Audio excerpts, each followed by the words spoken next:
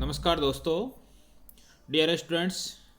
पिछली क्लास में हमने structure and development of microsporangium का अध्ययन किया था और उसमें हमने पढ़ा था कि एक अविभेदित परागकोश से किस प्रकार एक मैच्योर परागकोश का डेवलपमेंट होता है, जिसके अंतर्गत एक अविभेदित परागकोश को घेरे हुए चारों तरफ से एक एपिडर्मिस पाई जाती है और उसके अंदर, उस एपिडर्मिस के अंदर आर्कीस्पोरियम अर्थात आर्कीस्पोरियल सेल्स प्रेजेंट होती हैं। और दोस्तों, हमने पढ़ा था कि इन्हीं आर्कीस्पोरियम से आगे चल करके इसका डेवलपमेंट होता है और दो प्रकार की सेल्स का निर्माण होता है, प्राइमरी पैराइटल सेल्स और प्राइमरी स्पोरोजिनस सेल्स।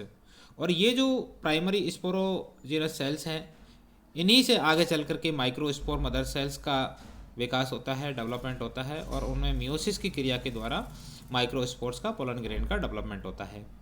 और इसके विपरीत जो प्राइमरी पैराइटल सेल्स होती है, उन्हीं प्राइमरी पैराइटल सेल्स से जो है एक परिपक्व परागकोश में पाई जाने वाली जो भित्तियाँ होती है उनका डेवलपमेंट होता है, जिसमें एंडोथीसियम का डेवलपमेंट, मिडिल लेयर का डेवलपमेंट और टैपिटम का डेवलपमेंट। तो इन एंडोथीसियम, मिडिल लेयर और टैपिटम, इन तीनों ही भित्तियों का जो डेवलपमेंट होता है वह प्राइमरी पैराइटल सेल से होता है।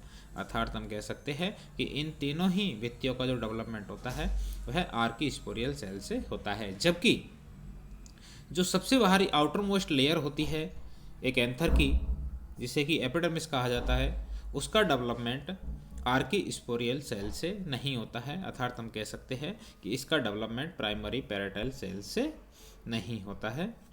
तो दोस्तों, आज की इस क्लास में हम अध्ययन करेंगे परागकोश भित्ति कि परागकोश को घेरे हुए कौन कौन सी भित्तियाँ प्रेजेंट होती है, कौन कौन सी भित्तियाँ पाई जाती है। दोस्तों, एक परिपक्व परागकोश की भित्ति बहुपर्तीय होती है, मल्टी लेयर्ड होती है और इसमें सामान्यतः 4 प्रकार की परतें उपस्थित होती है और ये सभी परतें बाहर से भीतर की तरफ, अर्थात हम कह सकते हैं कि जो आउटर मोस्ट लेयर होती है वह एपिडर्मिस होती है और जो इनर मोस्ट लेयर होती है वह टैपिटम होती है। सबसे बाहरी परत एपिडर्मिस पाई जाती है और उसके अंदर एंडोथीसियम प्रेजेंट होती है और एंडोथीसियम के भीतर मिडिल लेयर प्रेजेंट होती है, जिनकी संख्या 3 से 5 हो सकती है और उसके भीतर टैपिटम प्रेजेंट होती है। तो इस प्रकार से किसी भी एक परिपक्व जो परागकोश होता है, उस परिपक्व परागकोश में एक मैच्योर जो परागकोश होता है उसमें ये 4 भित्तियाँ प्रेजेंट होती है। दोस्तों, एपिडर्मिस को छोड़ करके अन्य जो तीनों ही भित्तियाँ होती है, इन तीनों ही भित्तियों का जो डेवलपमेंट होता है वह प्राइमरी पैराइटल सेल से होता है, जिसके बारे में हमने पिछली क्लास में अध्ययन किया था। और जो एपिडर्मिस होती है, इसका डेवलपमेंट प्राइमरी पैराइटल सेल से नहीं होता है। अर्थात हम कह सकते हैं कि इन तीनों का डेवलपमेंट आर्कीस्पोरियल सेल से होता है, जबकि एपिडर्मिस का डेवलपमेंट आर्कीस्पोरियल सेल से नहीं होता है। अर्थात ये नॉन आर्कीस्पोरियल सेल से इसका डेवलपमेंट होता है।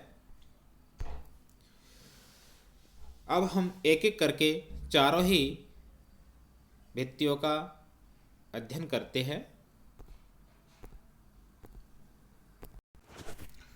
दोस्तों, एक परिपक्व, एक मैच्योर परागकोश की सबसे बाहरी आउटर मोस्ट जो लेयर होती है वह एपिडर्मिस होती है। एपिडर्मिस सबसे बाहरी सुरक्षात्मक परत होती है और यह यूनिसेलुलर थिक होती है, एक कोशिकीय मोटा स्तर होता है और उत्पत्ति में ये नॉन आर्कीस्पोरियल होती है, अर्थात इसकी उत्पत्ति आर्कीस्पोरियम से नहीं होती है। परागकोश का जैसे जैसे डेवलपमेंट होता जाता है, ठीक वैसे वैसे बाह्य त्वचा यानी कि एपिडर्मिस की जो कोशिकाएं होती हैं उनमें भी अपनत विभाजन होते हैं, एंटीक्लाइनर डिवीजन होता जाता है। और जिस प्रकार से आंतरिक ऊतक होते हैं परागकोश के, उन आंतरिक ऊतकों की ग्रोथ होती चली जाती है, उनकी वृद्धि होती चली जाती है, साथ ही संगत रूप से जो है एपिडर्मिस की कोशिकाओं की भी संगत वृद्धि होती हुई चली जाती है। दोस्तों, आर्सिथोबियम माइनोसिटिमम, जो कि एक स्मॉलेस्ट लीफलेस एंजियोस्पर्मिक पैरासाइट होता है, इसकी एपिडर्मिस में रेशेदार स्थूलन पाए जाते हैं और एफसी एपिडर्मिस, जिसमें रेशेदार स्थूलन पाए जाते हैं, उसे एक्सोथीसियम कहा जाता है। तो ये विशेषता हो सकती है आर्सिथोबियम की। दोस्तों, इस स्लाइड के ऊपर एक यंग एंथर के टीएस का डायग्राम दिखाया गया है, जिसमें सबसे बाहरी आउटर मोस्ट लेयर जो है एपिडर्मिस होती है, सिंगल लेयर्ड होती है, यूनिसेलुलर थिक होती है। उसके जस्ट नीचे पाई जाने वाली जो लेयर होती है जिसे एंडोथीसियम कहा जाता है, एंडोथीसियम भी यूनिसेलुलर थिक होती है, और उसके नीचे पाई जाती है मिडिल लेयर्स, और ये 3 से 5 स्तरीय होती है, अल्पजीवी होती है। इनका प्रमुख कार्य होता है विकसित होते हुए परागकणों को पोषण प्रदान करना। साथ ही दोस्तों सबसे भीतरी जो परत होती है जिसे टेपिटम कहा जाता है, ये भी सिंगल लेयर्ड होती है, और टेपिटम माइक्रोस्पोर मदर सेल्स को घेरे हुए रहती हैं, और इन्हीं माइक्रोस्पोर मदर सेल्स में आगे चल कर के मियोसिस होता है और माइक्रोस्पोर्स का पोलन ग्रेन का डेवलपमेंट होता है। जब एक परागकोश का डेवलपमेंट पूर्ण हो जाता है, मैच्योर परागकोश का डेवलपमेंट हो जाता है, तो उसका स्फुटन स्टोमियम वाले भाग से होता है। ये इसका स्टोमियम भाग है, जहाँ पर कैलोज बैंड, या हम कह सकते हैं कि अल्फा सेलुलोज का स्थूलन इस स्थान पर बहुत कम पाया जाता है, और यहीं से एक परिपक्व एक जो परागकोश होता है, एंथर होता है, उसका स्फुटन होता है। दोस्तों परागकोश की एपिडर्मिस की जो कोशिकाएं होती हैं स्पर्श रेखीय रूप से जो है दीर्घित होती है, चपटी होती है, लंबाई में कम और चौड़ाई इनकी अधिक होती है, और परागकोश के विकास के साथ साथ ही बाह्य त्वचा की जो कोशिकाएं होती है उनमें एंटीक्लाइनर डिवीजन होता है। दोस्तों मरोद्भिद पादपों में जीरोफाइटिक प्लांट्स में बाह्य त्वचा की कोशिकाओं के बीच बीच में अधिक खिंचाव पाया जाता है, और खिंचाव के कारण ये कई बार अनेक स्थानों से टूट जाती है, फट जाती है और अलग अलग टुकड़ों में बट जाती है। साथ ही कुछ ऐसे भी पौधे हैं जिनकी एपिडर्मिस में पर्णरंध्र पाए जाते हैं, जैसे कि एलेंजियम। इसके बाद में आता है एंडोथीसियम। दोस्तों एपिडर्मिस के नीचे स्थित होती है, यूनिसेलुलर थिक होती है। कुछ पादपों में बहुकोशिक परत के रूप में भी ये पाई जाती है। एंडोथीसियम जो है रेडियली आर्य रूप से इलोंगेटेड होती है, दीर्घित होती है, लंबी होती है। एंडोथीसियम की जो कोशिकाएं होती है आंतरिक स्पर्श रेखीय वॉल से, इनमें फाइब्रस बैंड्स निकलते हैं या फाइब्रस बैंड्स इसमें पाए जाते हैं, जो इन कोशिकाओं की बाह्य स्पर्श रेखीय भित्ति की ओर वृद्धि करती है। रेशेदार स्थूलन यानी कि फाइब्रस बैंड्स की उपस्थिति का होना या फाइब्रस बैंड का पाया जाना इन कोशिकाओं का एक विशिष्ट लक्षण होता है, और इसी कारण जो है दोस्तों इस प्रकार की जो परत होती है इसे फाइब्रस लेयर भी कहा जाता है। इन फाइब्रस स्थूलनों में, रेशेदार स्थूलनों में अल्फा सेलुलोज की अधिकता होती है, जिसके कारण कि इनमें हाइग्रोस्कोपिक का गुण, आर्द्रताग्राही गुण इनमें पाया जाता है।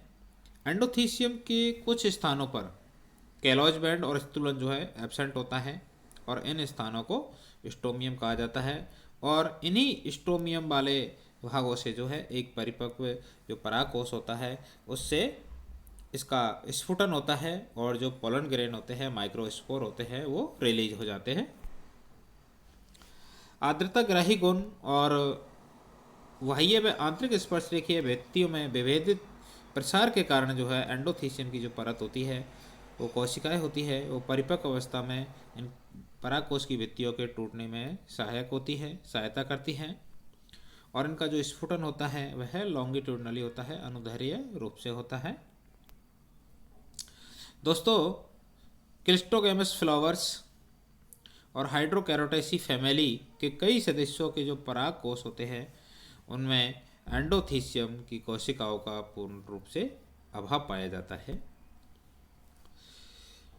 कॉक्सीनिया की यदि हम बात करें तो कॉक्सीनिया में एंडोथीसियम जो है द्विस्तरीय होती है, वाई लेयर्ड होती है, और इनकी जो आंतरिक स्पर्श रेखीय भित्ति होती है उस पर फाइब्रस बैंड्स की उपस्थिति एंडोथीसियम की कोशिकाओं का विशिष्ट लक्षण होता है, और इनमें जो स्थूलन पाया जाता है वह गोलाकार होता है या फिर यू आकृति का पाया जाता है, और मेलोथ्रिया में जो स्थूलन पाया जाता है वह ओवरलैपिंग और स्पाइरल होता है। ठीक इसी प्रकार से मेमोर्डिका की यदि हम बात करें तो उसमें जो स्थूलन होता है वह अनुप्रस्थ पट्टिका के रूप में पाया जाता है। दोस्तों, इसके अतिरिक्त एनोना, मूंजा और आइपोमिया, इन कुछ पौधों में जो एंडोथीसियम होती है उसकी कोशिकाओं में जो फाइब्रस पट्टिका होती है, रेशेदार पट्टिका होती है, उसका स्थूलन जो है एब्सेंट होता है, नहीं पाया जाता है। और यहाँ पर जो बाह्य त्वचा होती है परागकोश की, उस पर जो है क्योटिन और लिग्निन का जमाव पाया जाता है। तीसरी भित्ति आती है मिडिल लेयर, जो कि एंडोथीसियम के नीचे स्थित होती है, पैरेन्काइमेटस कोशिकाओं के द्वारा निर्मित होती है, और इनकी जो लेयर्ड होती है, जो संख्या होती है वो 3 से 5 स्तरीय होती है। इनका प्रमुख कार्य होता है भोजन का संग्रहण करना, और ये अल्पजीवी होती है, एफिमेरल होती है। खाद्य पदार्थों का टेपिटम के द्वारा जब अवशोषण कर लिया जाता है उसके पश्चात ये नष्ट हो जाती है, अर्थात हम कह सकते हैं कि एक परिपक्व परागकोश में मिडिल लेयर्स एब्सेंट होती है। होलोप्टीलिया जो प्लांट होता है उसमें 3 से 4 कोश के मोटा स्तर, मध्य स्तर मिडिल लेयर पाया जाता है। नादरडेसी, लेमनेसी कुल में जो है मिडिल लेयर एब्सेंट होती है। ठीक उसी प्रकार जो गोल्फिया प्लांट होता है उसमें भी मिडिल लेयर एब्सेंट होती है। कुछ पौधे जैसे कि रेननकुलस है, लेलियम है, इनमें जो मिडिल लेयर होती है वह 3 से 5 स्तरीय नहीं होकर के यूनी सेलुलर थिक होती है और चिरकालिक होती है।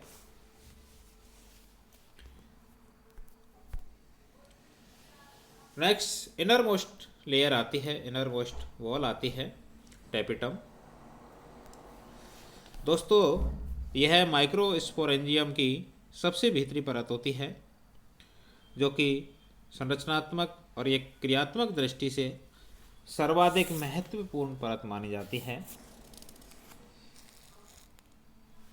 पोलन चैम्बर को घेरे हुए रहती है और इस परत का पूर्ण विकास माइक्रोस्पोरोजेनेसिस क्रिया की चतुष्क प्रावस्था यानी कि टेट्रेड अवस्था तक हो जाता है, और यह परत जो परागकोष्ठ होता है उसमें उपस्थित जो बीजाणु जनन ऊतक होते हैं उनको चारों ओर से घेरे हुए रहती है, अर्थात हम कह सकते हैं कि माइक्रोस्पोरोजिनस टिश्यू माइक्रोस्पोर मदर सेल्स को चारों तरफ से घेरे हुए रहती है तथा फिजियोलॉजिकल दृष्टि से अत्यधिक महत्वपूर्ण होती है।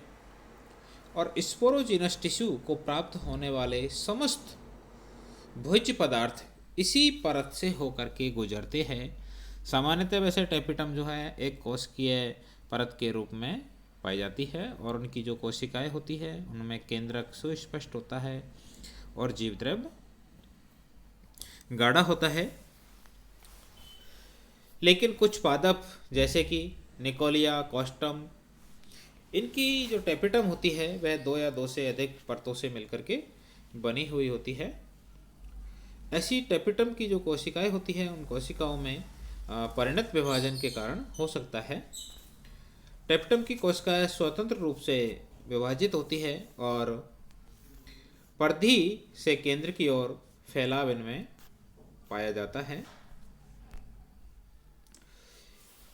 दोस्तों, इन कोशिकाओं का जो जीवद्रव्य होता है उस जीवद्रव्य में खाद्य पदार्थों के अलावा कुछ वर्णक भी पाए जाते हैं, पिगमेंट भी पाए जाते हैं। जैसे सेब की टेपिटम की जो कोशिकाएं होती है उसमें लाल रंग का वर्णक पाया जाता है। ठीक इसी प्रकार एनीमोन में बैंगनी रंग का पिगमेंट पाया जाता है। टेपिटम की कोशिकाओं का जो डेवलपमेंट होता है वह प्राइमरी पैराइटल सेल से होता है, और इनका जो उत्पत्ति है वह होमोजीनस कोशिकाओं के द्वारा होता है। लेकिन कुछ प्रजाति जैसे कि इलेक्ट्रा थॉम्सोनाई, में डाइमॉर्फिक टेपिटम पाई जाती है। टेपिटम की जो कोशिकाएं होती है उसमें दो प्रकार की कोशिकाएं पाई जाती है। परागकोश के संयोजी ऊतक की ओर स्थित टेपिटम की कोशिकाएं अन्य कोशिकाओं की तुलना में अधिक बड़ी होती है और इनका डेवलपमेंट होता है वह भी संयोजी ऊतक से कलेक्टिव टिश्यू से होता है। अतः इन कोशिकाओं को सी टेपिटम कहा जाता है। और इसके विपरीत प्राइमरी पैरेटल कोशिकाओं से निर्मित जो टेपिटम होती है उनका जो आकार होता है वह छोटा होता है और ऐसी टेपिटम को पी टेपिटम कहते हैं। बीजाणु मात्र कोशिकाओं में स्पोर मदर सेल्स में मियोसिस के साथ साथ टेपिटम की कोशिकाओं के केंद्रक का विभाजन भी होता रहता है। अतः टेपिटम की परिपक्व कोशिकाओं में प्राय एक से अधिक केंद्रक पाए जाते हैं। लेकिन कुछ जैसे कि ऑर्किड है, कुकुरबिटेसी कुल के सदस्य है, इसके अलावा मेलाथ्रिया है, इन पादपों की टेपिटम कोशिकाओं में जो है सदैव हमेशा जो है एक केंद्रक ही पाया जाता है, एक से अधिक केंद्रक इनमें नहीं पाए जाते हैं। दोस्तों यहाँ इस स्लाइड के ऊपर एक डाइमॉर्फिक टेपिटम का डायग्राम दिखाया गया है इलेक्ट्रा थॉम्सोनाई का। ये डायग्राम है इलेक्ट्रा थॉम्सोनाई जिसमें कि डाइमॉर्फिक टेपिटम पाई जाती है, अर्थात टेपिटम में दो प्रकार की कोशिकाएं पाई जाती है, एक जिनकी साइज बड़ी होती है और दूसरी जिनकी साइज जो है छोटी होती है। जो बड़ी साइज की कोशिकाएं होती है जिनका डेवलपमेंट जो है और उनकी स्थिति जो है संयोजी ऊतक की तरफ होती है उन्हें सी टेपिटम कहा जाता है। और इसके विपरीत जिनका डेवलपमेंट प्राइमरी पैरेटल सेल से होता है उन्हें पी टेपिटम कहा जाता है, जो कि आकार में छोटी होती है। और ये इसका लॉक्यूल है और ये इसके पोलन ग्रेन्स हैं। तो इस प्रकार से इलेक्ट्रा थॉम्सोनाई में डाइमॉर्फिक जो है टेपिटम प्रेजेंट होती है। थैंक यू दोस्तों। तो आज की इस क्लास में हमने पढ़ा था द वॉल ऑफ एंथर कि कौन कौन सी भित्तियाँ जो है एक परिपक्व कोश एंथर के अंतर्गत जो है पाई जाती है, प्रेजेंट होती है। दोस्तों अगली क्लास में हम पढ़ेंगे टाइप ऑफ टेपिटम के बारे में कि टेपिटम जो है कितने प्रकार का होता है और टेपिटम के कौन कौन से कार्य होते हैं। थैंक यू दोस्तों।